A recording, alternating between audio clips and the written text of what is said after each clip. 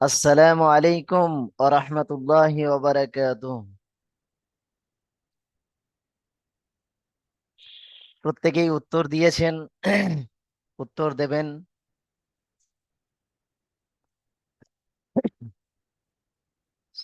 সালাম প্রেরণ করা সুন্নত আর উত্তর দেওয়া ওয়াজিব। তো আল্লাহ রাব্বুল আলামিন আমাদেরকে পবিত্র কোরআনে কারীমের বানিসবত একত্রিত করেছেন। সেই পবিত্র কোরআনে কারীমের কিছু আয়াত আমরা তেলাওয়াত শ্রবণ করি। সূরা আল বুরুজ, কোরআনে কারীমের 30 নম্বর পারায় 85 নম্বর সূরা। আল্লাহ রাব্বুল আলামিন কোরআনে কারীমের পবিত্র কোরআনে কারীম মহাগ্রন্থের 85 নম্বর সূরা, সূরা আল বুরুজের তাফসীর আজকে আপনারা শ্রবণ করবেন। পবিত্র কোরআনে কারীমের এই সূরা বুরুজের মধ্যে আল্লাহ রাব্বুল আলামিন খুব অলৌকিক কিছু জিনিস বর্ণিত করেছেন।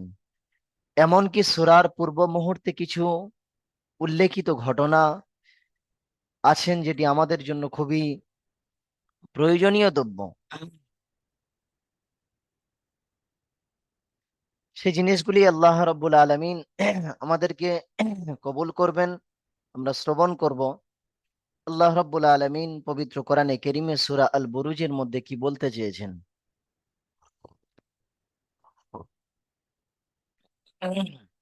পবিত্র কোরআনে কারীমের দিকে আপনারা দৃষ্টি নিক্ষেপ করুন। পবিত্র কোরআনে কারীমের কিছু তেলাওয়াত আমরা শ্রবণ করে নিই। সবাই কোরআন প্রেমিক আমার ভাইয়েরা।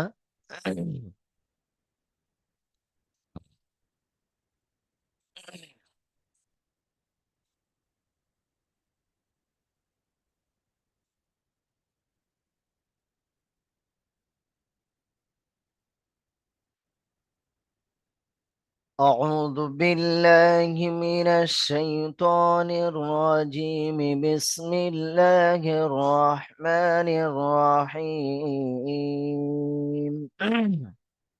والسماء ذات البروج واليوم الموعود وشاهد ومشهود. قتل أصحاب الأخدود النار ذات الوقود إذ هم عليها قعود وهم على ما يفعلون بالمؤمنين شهود. وما نقموا منهم إلا أن يؤمنوا بالله العزيز الحميد الذي له ملك السماوات والأرض والله على كل شيء شهيد. إن الذين فتنوا المؤمنين والمؤمنات ثم لم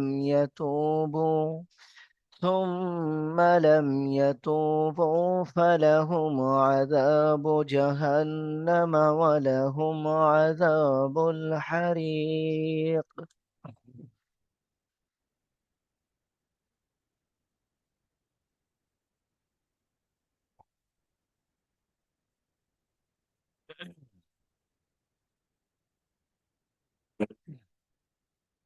আলহামদুলিল্লাহ, সুম্মা আলহামদুলিল্লাহ।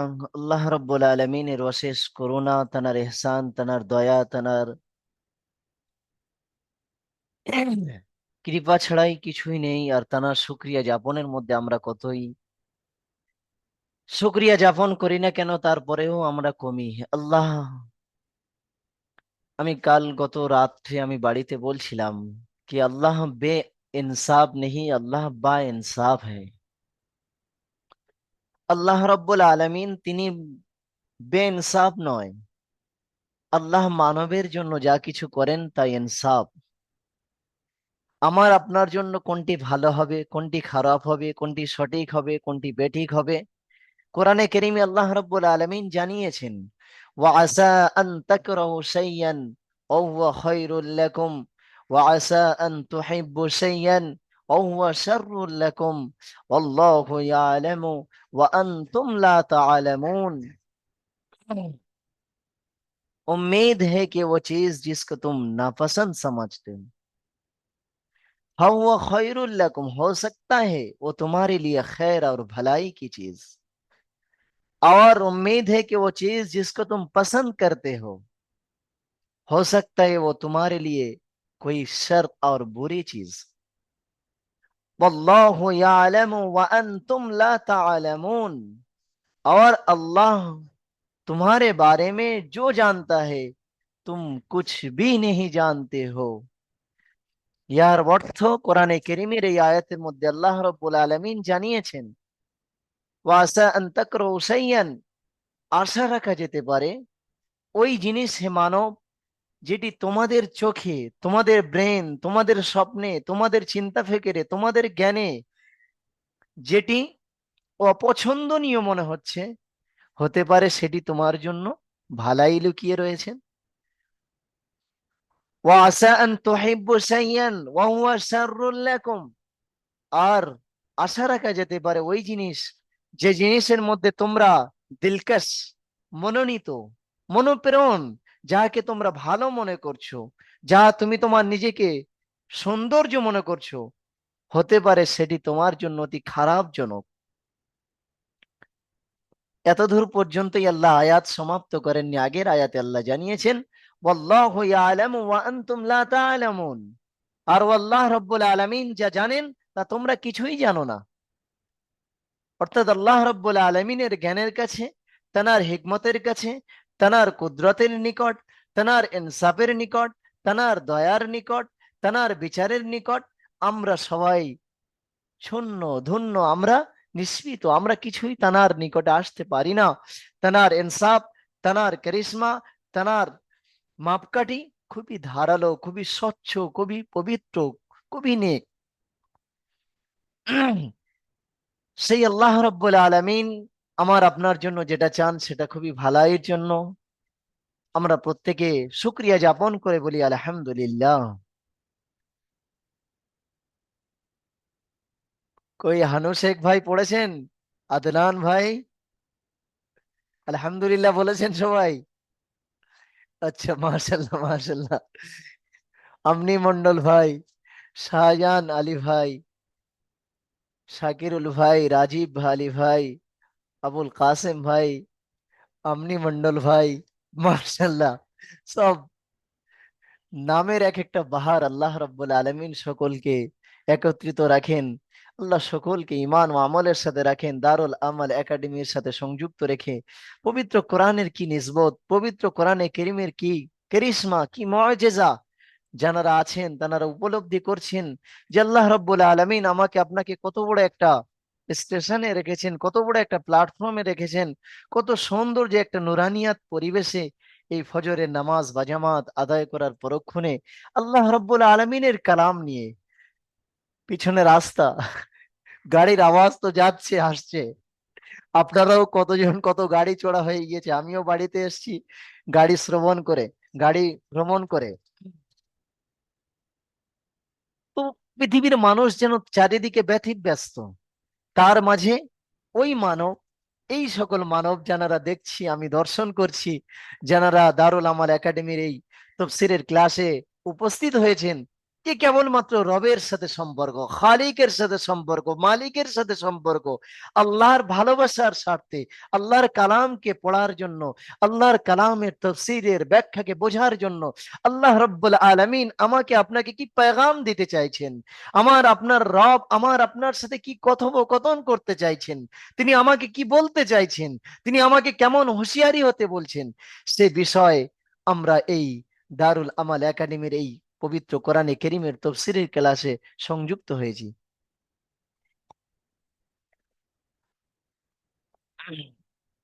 এটি একটি ধরনের খুবই গর্বিত এবং মনোনীত এবং খুশিময় বিষয় যে আল্লাহ রাব্বুল আলামিন আমাদেরকে এমন একটা স্থানে রেখেছেন, এমন একটা সৌন্দর্য পরিবেশে রেখেছেন।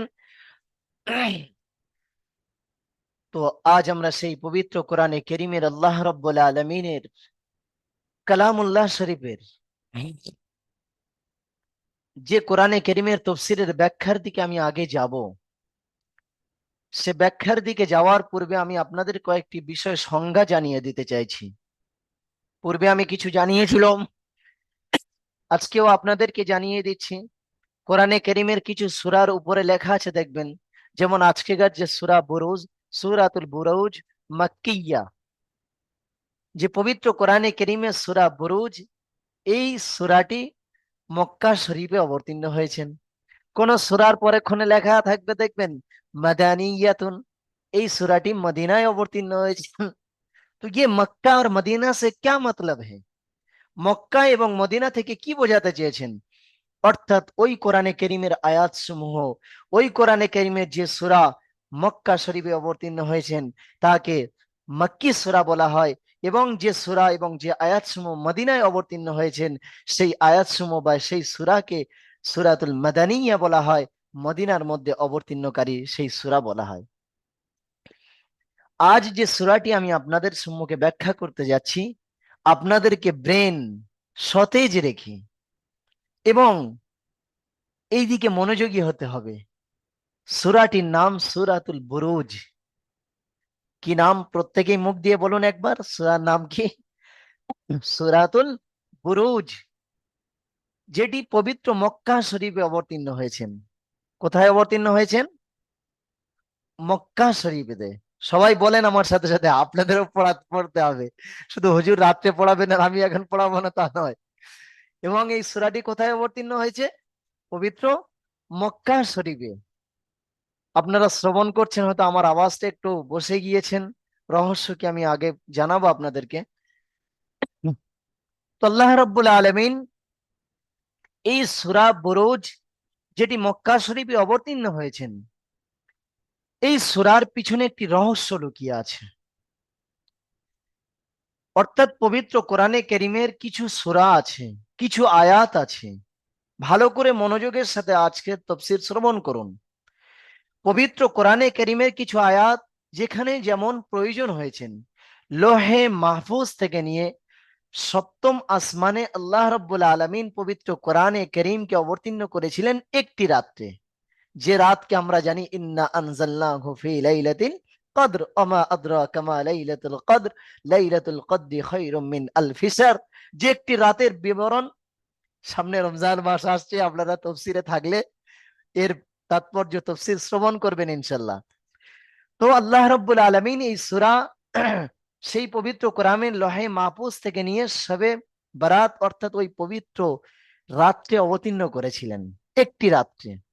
এবং সেই সপ্তম আসমান থেকে যখন যেখানে প্রয়োজন হয়েছে, কোন সময় জিহাদের, কোন সময় জাহান্নামের বিবরণ দেওয়ার, কোন সময় জান্নাতের বিবরণ দেওয়ার, কোন সময় হালালকে উল্লেখ করার, কোন সময় হারামকে উল্লেখ করার, কোন সময় জায়েজকে, কোন সময় নাজায়েজকে, কোন সময় মহিলাদের নিয়ে, কোন সময় পুরুষদেরকে নিয়ে, কোন সময় জিহাদের অনুমান নিয়ে, কোন সময় ইমানের অনুমান নিয়ে, যেখানে যেমন প্রয়োজন হয়েছেন পবিত্র কোরআনে কারীমের আয়াত ওই সপ্তম আসমান থেকে নিয়ে 23 बरस से कुरान करीम पूरे मुकम्मल नाजिल हुआ है। অর্থাৎ 23 বছর ধরে আল্লাহ রসুলের উপরে কোরআনে করিম অবতীর্ণ হয়েছেন, কখনো মক্কায়, কখনো মদিনায়, কখনো মধ্যবর্তী, কখনো সেখানে, কখনো জিহাদের ময়দানে, কখনো গৃহে, যখন যেমন প্রয়োজন হয়েছে কোরআনে করিমের আয়াত অবতীর্ণ হয়েছেন। আর সেই আয়াত অবতীর্ণ হতে গিয়ে কোন সময় জিহাদের সম্মুখীন এসছেন, একটি ঘটনা সামনে এসে গিয়েছেন, কোরআনে করিমের আয়াত অবতীর্ণ হয়েছেন। আপনারা জানেন আবু লাহাবের ঘটনা, সূরা ইউসুফ আলাইহিস সালাতু ওয়াস সালাম, সূরা হযরত ইউসুফ আলাইহিস সালাতু ওয়াস সালামের কিসসা কাহিনী, হযরতে মা মারিয়াম আলাইহিস সালাতু ওয়াস সালামের কিসসা কাহিনী তাফসীরে যদি আপনারা শ্রবণ থাকেন এমন ভাবে ইনশাআল্লাহ পাবেন আপনারা। তো আল্লাহ রাব্বুল আলামিন ওই ঘটনার বিবরণ দিতে গিয়ে কোরআনে কারীমের আয়াত অবতীর্ণ হওয়ার পূর্বে একটি করে ঘটনা লুকিয়ে থাকে। সেই ঘটনা বা সেই किस्सा कहानी को इस्लाम में यानी शरियत में उसको उस कुरान करीम के उन आयातों को शान नुजुल कहा जाता है। অর্থাৎ পবিত্র কোরআনে কারীমের ওই আয়াতের পূর্বে আল্লাহ রাব্বুল আলামিন যে ঘটনাকে লুকিয়ে রেখেছেন, যে রহস্যকে লুকিয়ে রেখেছেন, সেই রহস্যকে শানে নুজুল বলা হয়। কি বলা হয়? শানে নুজুল বলা হয়। মনে রাখবেন প্রত্যেকে। তো সূরা মাক্কিয়া কাকে বলে বলে দিলাম, মদিনা সূরা কাকে বলে বলে দিলাম। শানে নজুল বলা হয় কোনো একটি বিশেষ ঘটনা বা কোনো একটি কিসসা সম্মুখীন হয়েছেন, সেখানে আল্লাহ পবিত্র কোরআনে কারীমের আয়াত বা সূরা অবতীর্ণ করেছেন। তো সেই যে ঘটনাটি ঘটেছেন বা সেই যে ওয়াকিয়াটি ঘটেছেন তাকে বলা হয় শানে নজুল। খুবই গুরুত্বপূর্ণ জিনিস, ব্রেনে রাখবেন। তাহলে আপনাদের ব্রেনে প্রশ্ন জাগছে মুফতি সাহেব, আজকে আপনি শানে নজুলের ঘটনা বা রহস্যের বিষয়টি, আজকে এই সংজ্ঞাটি শানে নজুলের সংজ্ঞাটি কেন বললেন? হুম। আজকের শানে নজুলের বিষয়টি আমি বিশেষভাবে বলার উদ্দেশ্য, আজ যে আমরা পবিত্র কোরআনে কারীমে সূরা আল বুরুজের তাফসীর শ্রবণ করতে যাচ্ছি, এই সূরা আল বুরুজের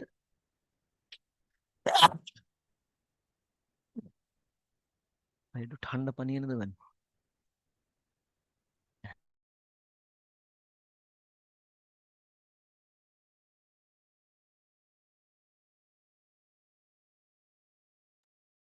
সূরাতুল আল বুরুজ, এই সূরা আল বুরুজের পূর্বে একটি বিশেষ কাহিনী লুকিয়ে রয়েছে, বিশেষ একটি গুরুত্বপূর্ণ ওয়াকিয়া ঘটনা লুকিয়ে রয়েছে।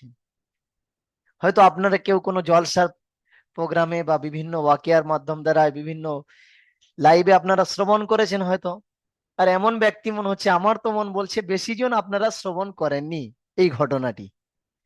অর্থাৎ আজকের যে তফসির, আমি তফসির আগামী সপ্তাহে করতে হবে, কারণ আজকের এই তফসিরের পূর্বে আল্লাহ রাব্বুল আলামিন ওয়াস সামাঈ যাতিল বুরুজ ওয়াল ইয়াউমিল মাউউদ ওয়া শাহিদিন ওয়া মাশহুদ কোরআনে কারীমে যে সূরাতুল বুরুজ অবতীর্ণ হয়েছেন, এই অবতীর্ণ হওয়ার পূর্বে একটি বিশেষ ঘটনার লুকিয়ে আছেন, কিসসা লুকিয়ে আছেন, যেটি একটি ছোট্ট যুবকের ঘটনা, যার নাম আব্দুল্লাহ বিন তামির। যার ঘটনাটি এমন লেচেকওয়ালা, যে ঘটনার মধ্যে এমন কিছু রহস্য লুকিয়ে আছেন, এমন কিছু ইমানি হালাত লুকিয়ে আছে, এমন কিছু বিশেষত্ব লুকিয়ে রয়েছেন, যা মুফাসসিরিনগণ পবিত্র কোরআনে কারীমের এই আয়াতের এই সূরার ব্যাখ্যার পূর্বে লিখেছেন। তো আপনারা শ্রবণ করতে ইচ্ছুক নয়, যা অনুভব করছি। শ্রবণ করতে ইচ্ছুক হাত তুলে জানান। সবাই মনোযোগের সাথে শ্রবণ করবেন ইনশাল্লাহ, ইনশাল্লাহ, ইনশাল্লাহ। মাশাল্লাহ, মাশাল্লাহ, আল্লাহ কবুল ফরমায়। তাহলে সেই ঘটনাটি আজকে আপনাদেরকে তুলে ধরবো। অর্থাৎ সেই ঘটনা, এটাও বলে রাখছি আপনাদেরকে, পবিত্র কোরআনে কারীমে আপনারা বিভিন্ন ঘটনা পাবেন। আর এই ঘটনার পিছনে আল্লাহ রাব্বুল আলামিন ইনসানকে সবক দেনে কে লিয়ে, মানুষকে শিক্ষা দেওয়ার জন্য বিভিন্ন জিনিসের মধ্যে লুকিত রাখে। তো পবিত্র কোরআনে কারীমে সূরা আল বুরুজ के अंदर, অর্থাৎ এই সূরা আল বুরুজের পূর্বে যে ঘটনাটি লুকিয়ে রয়েছেন, আমার কাছে খুব মনোনীত এবং এই ঘটনাটি খুব দিলকশ। আজকের যদি আমার আওয়াজটা ভালো থাকতো বা আওয়াজটার সৌন্দর্য থাকতো, আপনাদের আরো সুন্দর লাগতো। সব আল্লাহ তাআলা নীলা খেলা। তো কোনো জলসার প্রোগ্রাম হলেও সেখানে অনুভব করিয়ে দিতাম। যতটুকু আল্লাহ রাব্বুল আলামিন আমাকে যে অবস্থায় রেখেছেন, সেই অবস্থায় আমি ঘটনাটা তুলে ধরার চেষ্টা করব। আপনাদের সাড়া চাই, আপনাদের তবে মনে রাখবেন, আওয়াজ করবেন জবান থেকে, ঘটনাটি উল্লেখ করব। প্রত্যেকটি জিনিস ব্রেনে কিন্তু আপনাদের ধরতে হবে, ঘটনাটি কোথা থেকে কোথায় যাচ্ছে। পবিত্র কোরআনে কারীমের এই সূরাটি অবতীর্ণ হওয়ার পূর্বে একটি ঘটনা লুকিয়ে রয়েছেন, যে ঘটনাটি মুসলিম শরীফ, যে আমরা আলিম বেনেছি সিয়ায়ে সিত্তা, বুখারী শরীফ, মুসলিম শরীফ, ইবনে মাজা শরীফ, তিরমিজি শরীফ, মুয়াত্তা ইবনে মালিক, ইবনে মাজা, আর মুসলিম শরীফ যে আমাদেরকে পড়ানো হয়, সেই মুসলিম শরীফে এই ঘটনাটি উল্লেখ করেছেন। মনে রাখবেন, মুসলিম শরীফে হযরত ইবনে আব্বাস রাদিয়াল্লাহু তাআলা আনহু থেকে বর্ণিত, তিনি বলেন, আল্লাহ রাসূল সাল্লাল্লাহু আলাইহি ওয়াসাল্লাম এই ধরনের বুকে আসার, অর্থাৎ আমার আপনার নবী সাইয়্যিদুল আম্বিয়া মুহাম্মদ আরবি সাল্লাল্লাহু আলাইহি ওয়াসাল্লাম এই বিশ্বের মাঝে যে আসবেন, তার 70 বছর পূর্বে, কত বছর পূর্বে মনে রাখবেন প্রত্যেকে, কত বছর পূর্বে? 70, 70 সালা কবল, অর্থাৎ 70 বছর পূর্বে আল্লাহ রাব্বুল আলামিন এই যে 70 বছর পূর্বে এই ঘটনাটিকে উল্লেখ করেছেন, অর্থাৎ এই 70 বছর পূর্বে আমার আপনার নবী আসার পূর্বে ইয়ামান দেশের একজন বাদশা ছিল। দেশের নাম কি মনে রাখবেন? ইয়ামান দেশ। সেই ইয়ামান দেশের একজন বাদশা ছিল, যে বাদশার নাম বিভিন্ন রেওয়ায়েতে বিভিন্ন পাওয়া গিয়েছে। তার মধ্যে হযরত ইবনে আব্বাস রাদিয়াল্লাহু তাআলা আনহু উল্লেখ করেছেন, ওই ইয়ামান দেশের বাদশার নাম ছিল ইউসুফ জু নওয়াজ। মনে রাখবেন, ইয়ামান দেশের বাদশার নাম হচ্ছে ইউসুফ জু নওয়াজ, উসকা নাম হে। তো সেই ইউসুফ জু নওয়াজ, যে ইয়ামান দেশের একজন বাদশা ছিল, যিনি রাজত্বের মালিক ছিল, যে সে বিশ্বের মাঝে ইয়ামান দেশকে পরিচালনা করছিল, তার আইন, তার শৃঙ্খলা, তার বাক শক্তি, তার লিডারিত্ব, তার কানুন, তার বিধান তার কাছেই ছিল। তার নাম ছিল ইউসুফ জো নওয়াজ। সেই ইউসুফ জো নওয়াজ, যিনি নিজের রাজত্বকে চালানোর জন্য, যেমন আমাদের সমাজে হয়ে থাকে, বিভিন্ন প্রজারা থাকেন, মন্ত্রী তারা থাকেন, আরো দায়ে হায়ে, ডানে দায়ে বায়ে আরো অনেকজন থাকেন। তো হযরত ওই ইউসুফ জো নওয়াজ যে ইয়ামান দেশের বাদশা ছিলেন, সেই ইয়ামান দেশের বাদশার একজন জাদুঘর ছিল। খেয়াল রাখবেন, তার একজন জাদুঘর ছিল। সেই জাদুঘর কাহিন, ওকে উর্দুতে বা আরবিতে বলা হয় কাহিন। কাহিন কাদের বলা হয়? কাহিন বলা হয় ওই সকল মানবকে যারা, কাহিন বলা হয় যারা নক্ষত্রের রাজি দেখে, চন্দ্র সূর্যের চলমান দৃষ্টি দেখে, যারা ভবিষ্যৎ কিছু বাণী বলে দেন। অমুক দিন বৃষ্টি হতে পারে, অমুক দিন আকাশে মেঘাচ্ছন্ন আসতে পারে, অমুক দিন এমন কোনো প্লাবন ঘটতে পারেন। অর্থাৎ আগের জামানায় এই জিনিসগুলো ঘটে থাকতো। এবং ওই জাদুঘর যে ইয়ামান দেশের বাদশা ইউসুফ জু নওয়াজের যে বাদশা ছিলেন, সেই বাদশার যে জাদুঘর ছিল, যাকে কাহিন বলা হয়। কি বলা হয় মনে রাখবেন? বলুন, কাহিন। ওই যে কাহিন একজন বড় জাদুঘর ছিল, বড় প্ল্যানিং চালানেওয়ালা, যে চন্দ্র সূর্যের রাজকে দেখে, চন্দ্র সূর্যের বিরাজকে দেখে সে মানবকে বিভ্রান্তের সম্মুখীন করত, মানুষকে খারাপ রাস্তার দিকে নিয়ে যেত, মানুষকে চক্রান্তের মধ্যে বিভ্রান্তের জায়গায় পৌঁছে দিত। আর আজও পর্যন্ত যারা সমাজের মধ্যে জাদুগিরি করে, ये जादूगिरी करना हराम है, ये जादूगर, ये मानव को, মানুষকে ধোঁকা ছাড়ার অন্য কিছু নয়। ये जादूगर इस्लाम में चलता नहीं, जायज नहीं है। যারা জাদুগারি দেখেন, যারা জাদুগারি করেন, টোটালি করবেন না। ये जादूगर इस्लाम दृष्टांत वो मकर है, वो तदबीर है, वो चालाकी है, वो धोखा है। और जो धोखाधड़ी है वो इस्लाम में नहीं है।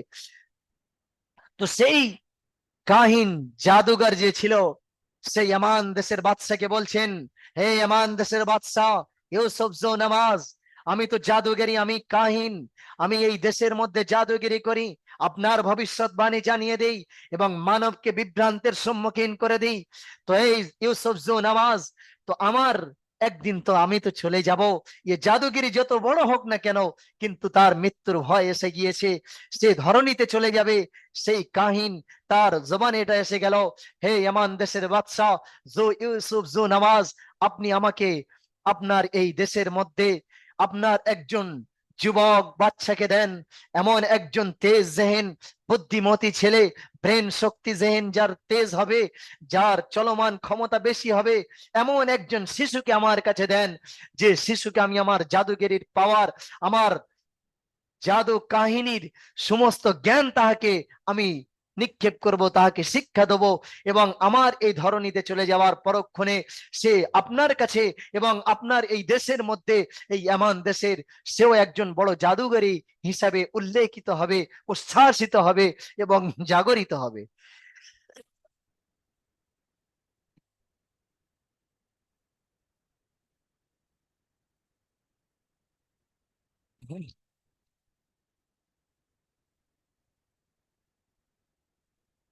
তো ইউসুফ কাহিন, ইউসুফ জু নামাজকে যখন এই ঘটনাটি বললেন, খুব মনোযোগের সাথে শ্রবণ করবেন আপনারা, মাঝখান থেকে একটু বিভ্রান্ত পড়লে কিন্তু ঘটনা বুঝতে পারবেন না। ইউসুফ জু নামাজ ওই কাহিন জাদুকরকে বললেন একজন ছোট্ট শিশুকে দেন। তো সমাজের মধ্যে ঢোল পিটিয়ে দিলেন, সব থেকে বুদ্ধিমতী, সব থেকে জ্ঞানমান, সব থেকে চালাক, সব থেকে জেন শক্তি তেজ হবে এমন কোন যুবক আছে? একদিন একটা গ্রাম, দুটো গ্রাম, তিনটে গ্রাম, চারটে গ্রাম খুঁজতে খুঁজতে খুঁজতে একজন ছোট্ট বাচ্চাকে খুঁজে পাওয়া গেল, যার ব্রেন শক্তি অতি তেজ, অতি দ্রুত, অতি ব্রেন শক্তির ক্ষমতা অতি পারদর্শী ছিল, যার নাম ছিল আব্দুল্লাহ বিন তামির। কি নাম প্রত্যেকে বলেন? আব্দুল্লাহ বিন তামির। ঠন নড়ছে কিনা আমি দর্শন করছি আপনাদের। প্রত্যেকে বলেছেন আব্দুল্লাহ বিন তামির। কার নাম এটা? সেই ছোট্ট শিশু, অর্থাৎ সেই সমাজের একজন বুদ্ধিমান, একজন চালাক চতুর ছোট্ট শিশু, যার নাম ছিল আব্দুল্লাহ বিন তামির। এই ছোট্ট শিশুর ঘটনাটি শ্রবণ করুন মনের সাথে। কোরআনে কারীমের মধ্যে আল্লাহ রাব্বুল আলামিন এ কেমন রহস্য, কেমন ঘটনা লুকিয়ে রেখেছেন। দুনিয়ার অনেক उपन्यास सुनবেন, অনেক ঘটনা শুনবেন, মগর এ কিসসা শানে নজুল কি তারা নেই হোগা। অর্থাৎ কোরআনের এই রহস্যে লুকিত, কোরআনের আয়াত অবতীর্ণ হওয়ার পিছনে এই ঘটনা লুকিয়ে রয়েছেন, এই ঘটনার সমতুল্য হতেই পারে না। তো এই ঘটনা, সেই ছোট্ট শিশুর ঘটনাটি আপনারা মন দিয়ে শ্রবণ করুন। সেই ছোট্ট শিশুকে আনা হলো, যার নাম ছিল আব্দুল্লাহ বিন তামির। সেই ছোট্ট শিশু সেই জাদুঘরের কাছে আনা হলো, সেই কাহিনের কাছে আনা হলো। সেই কাহিন জাদুঘরের কাছে যখন নিয়ে আসা হলো, তখন সেই জাদুঘর বললেন, কাহিন বললেন সেই ছোট্ট শিশু আব্দুল্লাহ বিন তামিরকে, দেখো এ বাচ্চা, তোমাকে সকাল সন্ধ্যা আমার কাছে শিক্ষা নিতে হবে, আমার কাছে জাদুঘরি করার জন্য। আব্দুল্লাহ দারুল আমাল একাডেমি যেমন আপনাদের ক্লাস করতে হবে রাত 11টা পর্যন্ত, সকাল 7টা থেকে, তো কাহিন জাদুঘরও শর্ত লাগিয়ে দিল, আপনাকে ক্লাস করতে হবে সকাল ও সন্ধে, বাদাস সুবহি ওয়া শামি, অর্থাৎ সকাল ও সন্ধ্যা তোমাকে আমার কাছে শিক্ষা নিতে হবে, তবেই তুমি একজন বড় কাহিন হবে, তবেই তুমি একজন বড় জাদুঘর হবে। তো সেই ছোট্ট শিশু বললেন, ঠিক আছে, আমি যেমন স্কুলে যাই তেমন এখানেই ক্লাস করব। তো আব্দুল্লাহ বিন তামির নিজ গৃহ থেকে, বুঝে নেন, নিজ ঘর থেকে, অর্থাৎ ওই আব্দুল্লাহ বিন তামিরের ঘর থেকে নিয়ে, অর্থাৎ ওই কাহিন বাদশার কাছে যে জাদুঘর থাকতেন, সেই জাদুঘরের নিকট ব্যবধান ছিল 1 থেকে 1.5 কিলোমিটার, মেনে নেন। কিছু জঙ্গলি রাস্তা দিয়ে অতিক্রম করে সকাল ও সন্ধে সেই আব্দুল্লাহ বিন তামির ছোট্ট শিশু জাদুঘরি শিখতে আসতো। আর সকালে আসতেন, আবার সকালে আসতো, আবার সন্ধ্যায় আসতো, আবার যেত। রাস্তায় জঙ্গল, তখন তো জঙ্গলেই জঙ্গল ছিল, এমন দেশ जो लोग आप लोग गए, তো আপনাদের মধ্যে যারা গিয়েছেন তারা জানেন, আমি তো যাইনি, হাদিসের মধ্যে যা পেয়েছি বা কিতাবের মধ্যে। তো ও জঙ্গলি রাস্তা থা, জঙ্গলের মাঝখান থেকে রাস্তা ছিল। তো ছোট্ট শিশু আব্দুল্লাহ বিন তামির যে ওই জাদুঘর, জাদুঘরের নিকট সকালে আসতো, আবার সন্ধ্যায় চলে যেত। এবারে এই যে 1-1.5 কিলোমিটার রাস্তা অতিক্রম করে ওই বাচ্চাটি যখন আসতো, আসার মাঝখানে, ভালো করে শ্রবণ করুন, এই যে বাড়ি এবং কাহিন জাদুঘর এবং ওই ছোট্ট শিশুর বাড়ির মাঝখানে একটি জায়গা ছিল, যেখানে একজন ঈসা পাদরি, যাকে বলা হয় রাহিব, অর্থাৎ সেই সময়ে ঈসা আলাইহিস সালাত ওয়াস সালামের ধর্ম, অর্থাৎ ওটাই বারহাক ধর্ম বলা হয়, ওটাই ইসলাম ধর্ম ছিল, ইমান ওয়ালা ছিল, মুসলমানদের সত্য ধর্ম সেই ছিল।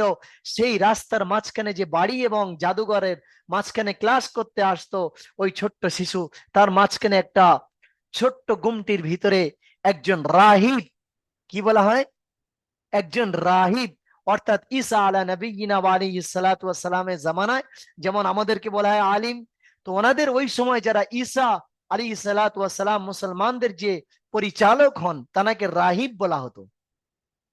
অর্থাৎ ঈমান, ইসলাম, আল্লাহ, আল্লাহর নবীর ঘটনা এবং বিশ্বাসকে জাগরিত করত এবং মানবের মধ্যে ঈমানকে জাগরিত করতেন। তো সেই রাস্তায় একটা অর্থাৎ মাদ্রাসা পড়ে গেল। আপনাদের বোঝার জন্য বললাম, রাহিব অর্থাৎ একজন আলিম ক্লাস করতেন। তো এই যে ছোট্ট শিশু বাড়ি থেকে আর এই জাদুঘরের নিকট আসতো, এই আসার মাঝখান থেকে ক্লাস করতে যেতে যখন যায় তখন টুক করে ওর ভিতরে ঢুকে যেত যে এখানে ও কি ক্লাস চলছে দেখি।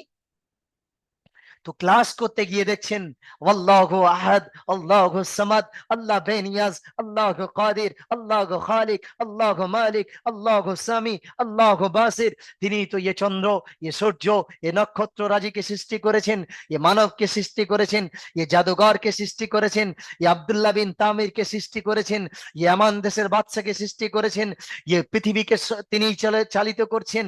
ये বিশ্বাস যখন তার মধ্যে জাগরিত হলো, সেই রাহিব সেই মাঝখানে মাদ্রাসায় সেই ছোট্ট শিশু এই জ্ঞানগুলো নিতে শিখলো যে ইমান কাকে বলা হয়, ইসলাম কাকে বলা হয়, আল্লাহ কাকে বলা হয়, নবী কাকে বলা হয়, রসুল কাকে বলা হয়, হযরত ঈসা আলাইহিস সালাতু ওয়াস সালাম কেমন একজন নবী ছিলেন, এই বিষয় ভিত্তিক নিয়ে সে একটার পরে একটা শিক্ষা নিতে শুরু করলো।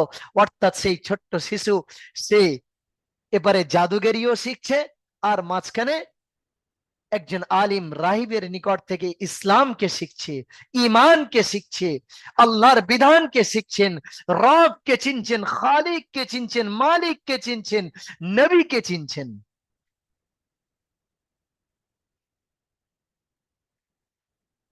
আপনারা ঘটনা শুনছেন, ভাবছেন মুফতি সাহেব কি ঘটনা আজকে উল্লেখ করছেন।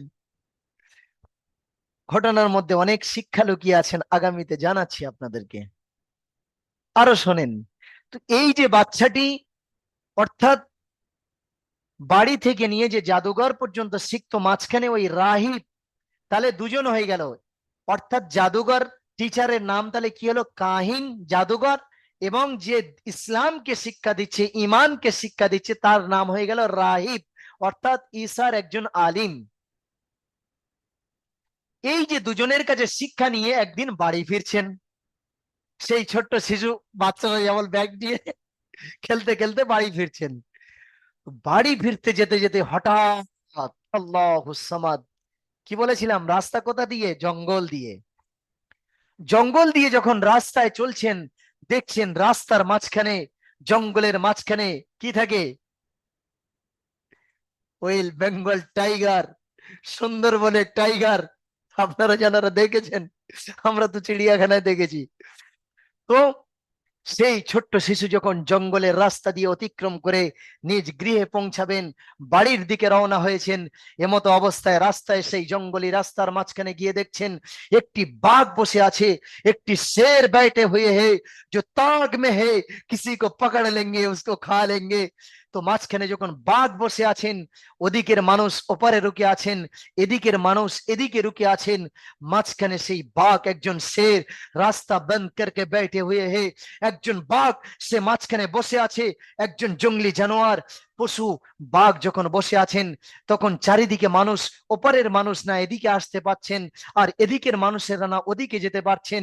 আর সেই ছোট্ট শিশু ব্যাগ নিয়ে খেলা করতে করতে গিয়ে বলে, আরে ভাই কি হয়েছে ও চাচাজি, ও দাদাজি, কি ব্যাপার রাস্তায় সব দাঁড়িয়ে আছেন কেন? বলছে এই বাবা সামনে যেও না, ওখানে কি আছে, বাঘ বসে আছে। সেই ছোট্ট শিশুটা কি ছিলেন, পুরো এলাকার সব থেকে বুদ্ধিমতী ছেলে ছিল, শিশু ছিল, জেন শক্তি তেজ ছিল। আর শিক্ষা নিয়ে যাচ্ছিলেন দুজন শিক্ষকের কাছে, একজন কাহিন আর একজন রাহিব, একজন জাদুঘর যে ইসলামের শত্রু ছিল, যে আল্লাহকে অস্বীকার করত, আর একজন রাহিব যে আল্লাহর প্রতি ঈমান, আল্লাহ রসুলের প্রতি ঈমান, যে ইসলামকে শিক্ষা দিচ্ছিলেন। এই দুজন শিক্ষকের কাছ থেকে শিক্ষা নিয়ে বাড়ি ফিরছিল ওই ছোট্ট শিশুটি। আর সেই ছোট্ট শিশুর ব্রেন বুদ্ধি জেন তেজ ছিল। তখন বললেন, তবে রে ये तो अभी आजमाइश कर लिया जाएगा, कौन अच्छा है कौन बुरा है। সেই ছোট্ট আজকের তো পরীক্ষা করে নেওয়া যাবে যে আমার জাদুঘর সঠিক না আমার ওই রাহিব ঈসাই পাদ্রী, অর্থাৎ ওই ঈসাইয়ের আলেম যে আমাকে ইসলাম শেখায়, আল্লাহকে শেখায়, আল্লাহর প্রতি বিশ্বাস ঈমানকে শেখায়, সেই রব সত্য, এটাকে যাচাই করে নেওয়া যায়, इसको जुस्तजू कर लिया जाए, इसको आजमाइश कर लिया जाए, আজকে একে পরীক্ষা ও নিরীক্ষা করে নেওয়া যাক। বলে সেই ছোট্ট বাচ্চা আগে বেড়ে গেল, সকলকে সরিয়ে সরিয়ে আগে বাড়লো, कि तुम लोग हटो, তোমরা সবাই সরে যাও। আর সেই নিচে থেকে একটা, এখানে তো কিছু নেই, ছোট্ট একটি পাথর তুলে নিলেন সেই ছোট্ট বাচ্চা, পাথর নয় তবু দেখাচ্ছি ছোট্ট একটি, এরকম একটি ছোট্ট পাথর कंकरिया उठा लिया। ওই ছোট্ট শিশু আব্দুল্লাহ বিন তামির এইরকম ছোট্ট একটি পাথরকে উঠিয়ে নিল, নিয়ে পাথরটি নিয়ে বলছেন, হে পাথর, আজ মুঝে আজমাইশ করনা হে, আজকে আমার পরীক্ষা করার বিষয় যে ওই জাদুঘর যদি সত্য হয় তাহলে এই বাঘকে আমি এই পাথর নিক্ষেপ করব, তো এই বাঘ মরে যাবে না।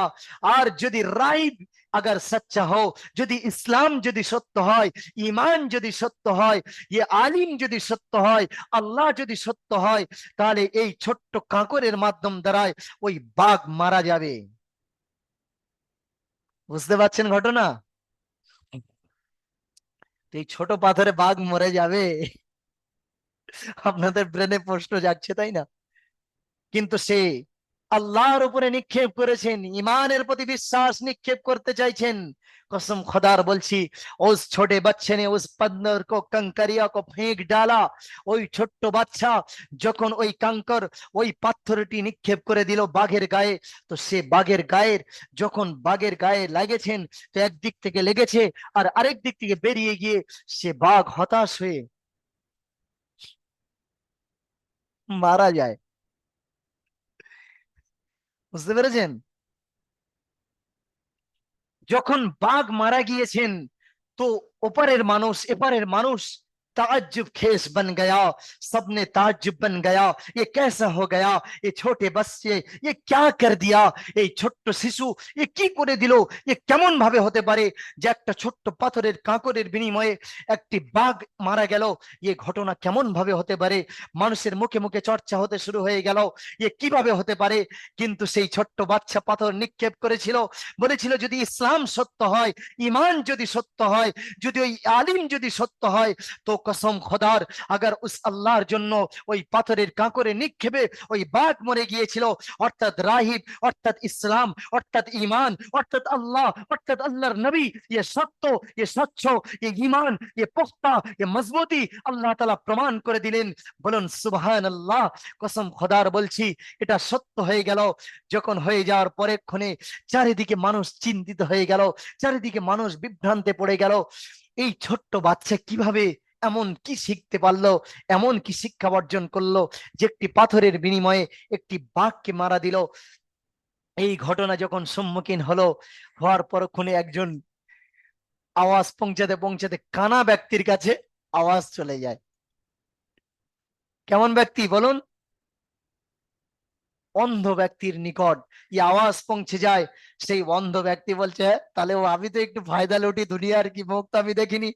তো তাহলে ওই ছোট্ট সেই অন্ধ ব্যক্তি ছুটতে ছুটতে ছুটতে ছুটতে সেই ছোট্ট শিশুর কাছে এসে পৌঁছে গিয়েছেন।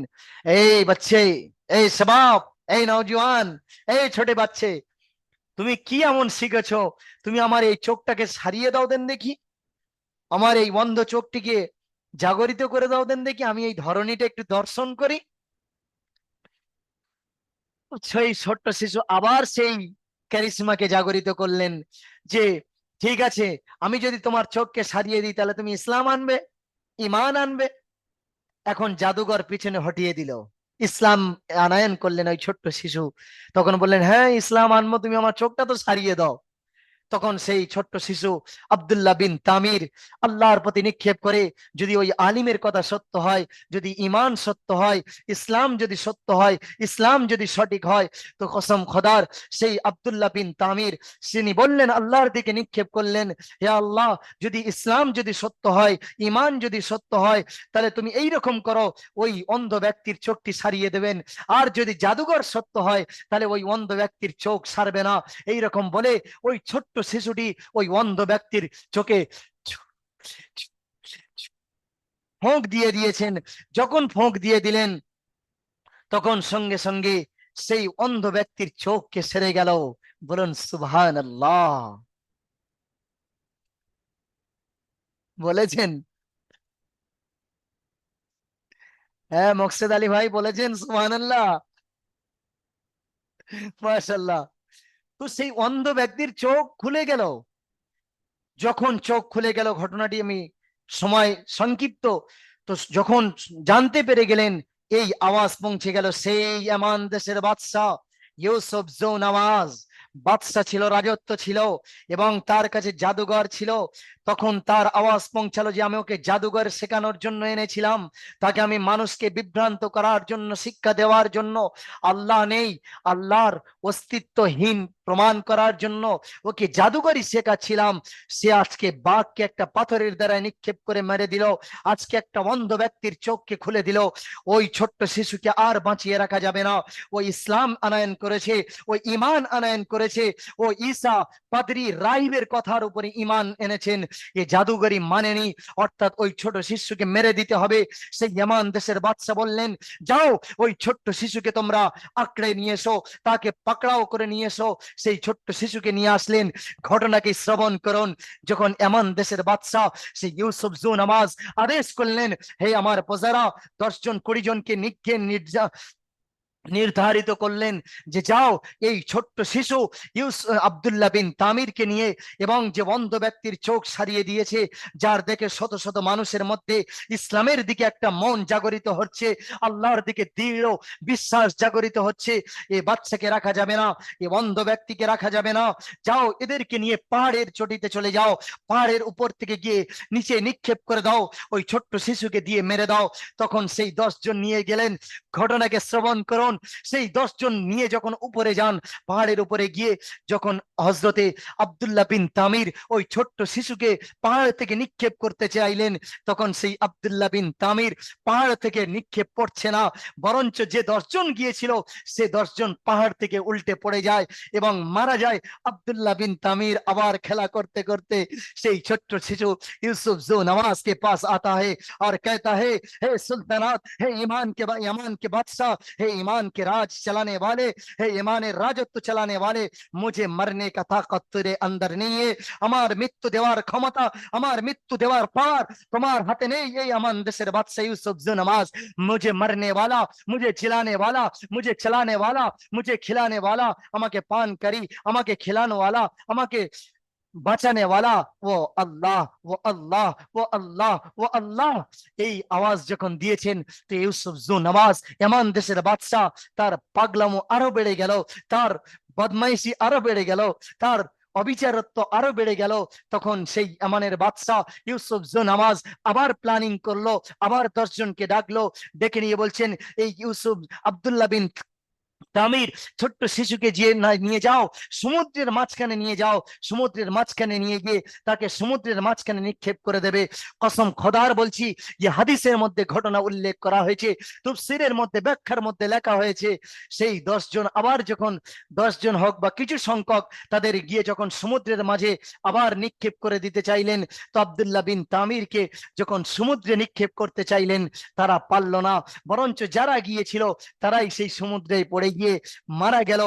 और यूसुफ जो नवाज पलट करके फिर आता है और कहता है, हे यूसुफ जो नवाज, तू मुझे मरने का ताकत अल्लाह तेरे अंदर नहीं दिया, আল্লাহ তোমার মধ্যে পাওয়ার দেয়নি।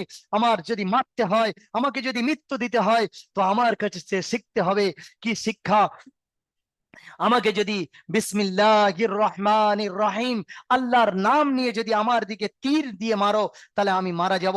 এই প্রোগ্রাম যখন বললেন তখন ইউসুফ জু নওয়াজ তখন প্ল্যানিংটা জানতে পারলো। জানার পরক্ষণে সঙ্গে সঙ্গে ইউসুফ জু নওয়াজ ওই চক্রান্তকে চালালো আব্দুল্লাহ বিন তামিরকে সঙ্গে সঙ্গে বিসমিল্লাহির রহমানির রহিম বলে সেই ইউসুফ জুন আব্দুল্লাহ বিন তামিরের দিকে তীর নিক্ষেপ করলো। আর আব্দুল্লাহ বিন তামির সেই ছোট্ট শিশু দুনিয়া থেকে চলে গেলেন। ইন্না লিল্লাহি ওয়া ইন্না ইলাইহি রাজিউন। আপনাদের ব্রেনে প্রশ্ন জাগছে, হুজুর তাহলে ওই ছোট্ট বাচ্চাটি চলে গেলেন, তাহলে তো একটা অলৌকিক ঘটনা ঘটে গেল। কিন্তু না, কসম খোদার বলছি, রেওয়ায়েতের মধ্যে এসছেন যখন আব্দুল্লাহ বিন তামির যখন ওই ছোট্ট শিশুটি মারা গেল, সঙ্গে সঙ্গে দেশের মানুষ তো ছিলেন, যাদের বিবেক ছিল, যাদের জ্ঞান ছিল, যাদের বিবেক ছিল, তারা বিবেক দিয়ে ভাবলেন ইয়া আব্দুল্লাহ বিন তামির যে ইসলামকে মেনেছিল, যে কোরআনকে মেনেছিল, যে আল্লাহকে মেনেছিল, ঈসা নবী বলে মেনেছিল, সেটা সত্য ধর্ম, সচ্চা মজাবে। তখন সঙ্গে সঙ্গে বলা হয়েছে 12,000 12,000 ইসলাম কে দুশ্মনান নে মুসলমান হো গয়া। অর্থাৎ কিতাবের মধ্যে বলেছেন ওই ছোট্ট শিশুর বদৌলতে আল্লাহ রাব্বুল আলামিন 12,000 অমুসলিম মুসলমান হয়ে গিয়েছেন। রিওয়ায়াতের মধ্যে এই বাক্য লিখেছেন যে 12,000 সে ভি জায়েদ হে, 12,000-এর থেকে অধিক মানুষ ঈমান আনয়ন করেছিলেন ওই ছোট্ট শিশু আব্দুল্লাহ বিন তামিরের। আল্লাহ তাআলার ঈমানের প্রতি বিশ্বাস দৃঢ়তা দেখে ঈমান আনয়ন করেছিলেন। একবার বলুন না সুবহানাল্লাহি ওয়া বিহামদিহি, সুবহানাল্লাহিল আযীম। এই ছিল আব্দুল্লাহ বিন তামির ঘটনা, এবং এটাই ইসলামের একটি অলৌকিক ঘটনা। এই ঘটনাটিকে আল্লাহ রাব্বুল আলামিন, এই ঘটনাটি যখন ঘটেছেন তখন আল্লাহ রাব্বুল আলামিন এই ঘটনার দিকে ছিটে দিতে গিয়ে বলেছেন ওয়াসসামাই যাতিল বুরুজ ওয়াল মাওঈদ ওয়াসসামাই যাতিল বুরুজ ওয়াল মাওঈদ ওয়াশাহিদিন ওয়া মাশহুদ কুতিলা সাহাবুল উখদুদ আন-নারি যাতিল ওয়াকুদ। এর তাফসীর আগামী সপ্তাহে আপনারা পাবেন। যে ওই যখন 12,000 লোক ঈমান আনলেন এবং 12,000-এর অধিক ঈমান আনলেন, তাদেরকে নিয়ে ওই ইয়ামান দেশের বাদশা সে চাইলো যে আজকে তোমরা ঈমান এনেছো, তোমাদেরকে আগুনের চিৎকারি বানানো হবে, আগুনের গুহা বানানো হবে, আর সেই আগুনে নিক্ষেপ করা হবে। কিন্তু কসম খোদার বলছি ও 12,000 সে জিয়াদা ঈমান ওয়ালারা ছিল, যারা ঈমান আগুনে পোড়াকে গাওয়ারা করেছিল, আগুনে জ্বলাকে পছন্দ করেছিল, কিন্তু তারা কলমা লা ইলাহা ইল্লাল্লাহ, আল্লাহ ছাড়া অদ্বিতীয় কোনো মাবুদ নেই, এর উপরে এমন বিশ্বাস এনেছিলেন, এমন ঈমান এনেছিলেন, তারা ঈমান থেকে হাত ধোয়নি। তারা আগুনে জ্বলন্ত আগুনে জ্বলেছিল, কিন্তু ইসলাম থেকে তারা হাত ধুয়ে নেননি।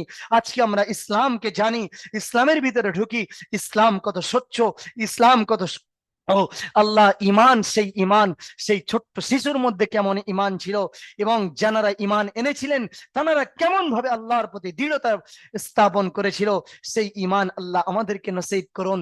এবং এর দ্বারাই আল্লাহ রাব্বুল আলামিন যে আল্লাহর প্রতি বিশ্বাস ছোট্ট জিনিসের দ্বারাই কেমন ভাবে একটা যেটা অসম্ভাবনীয় সেটা সম্ভব হতে পারে, আল্লাহ রাব্বুল আলামিন এ প্রমাণ করে দিয়েছেন এই ঘটনার মধ্যে। এটা এই সূরাতুল বুরুজ 84 নম্বর সূরার শানে নজুল বলা হয়। এই ঘটনা আল্লাহ রাব্বুল আলামিন উল্লেখ করেছেন তাফসীরের মধ্যে। আজকে আপনাদের মাঝে উল্লেখ করতে পারলাম, আপনারা শ্রবণ করলেন। জাযাকাল্লাহুল খায়রা ওয়া জাযাকাল্লাহুল আহসানাল জাযা। আল্লাহ তাআলা এর দ্বারা যে শিক্ষণীয় কিছু জিনিস আছে, সেই ঈমান, সেই ছোট্ট শিশুর মধ্যে যদি বাচ্চার মধ্যে ঈমান আসতে পারে, আমাদের মধ্যে সেই ঈমান, সেই দৃঢ়তা, সেই আল্লাহর প্রতি আশা, সেই নবীর তরিকাকে সামনে রেখে চলার তৌফিক নসিব করুন। সবাই বলেন আমিন সুমা আমিন। আজকের তফসিরের মধ্যে কোনো ভুল ত্রুটি হলে আল্লাহ রাব্বুল আলামিন মার্জনা করবেন। আগামী এই তফসিরের ব্যাখ্যার মাধ্যম দ্বারাই কিভাবে ওই ঈমানওয়ালাদেরকে জ্বালানো হয়েছিল, কিভাবে ওই বাচ্চাকে মারা হয়েছিল, এই বিশ্লেষণ সূরা বুরুজের আয়াত সমূহের মধ্যে ঘটনা আল্লাহ আয়াতের মাধ্যম দ্বারা আপনাদেরকে জানাবেন। আগামী তফসিরে আপনারা সাথে থাকবেন। আল্লাহ ভুল ত্রুটিকে মার্জনা করুক, আল্লাহ তফসিরকে বেহাত কবুল করুন আমাকে এবং আপনাদের সকলকে। সবাই বলেন আমিন সুবা আমিন ইয়া রব্বাল আলামিন। আসসালামু আলাইকুম ওয়া রাহমাতুল্লাহি ওয়া বারাকাতুহু।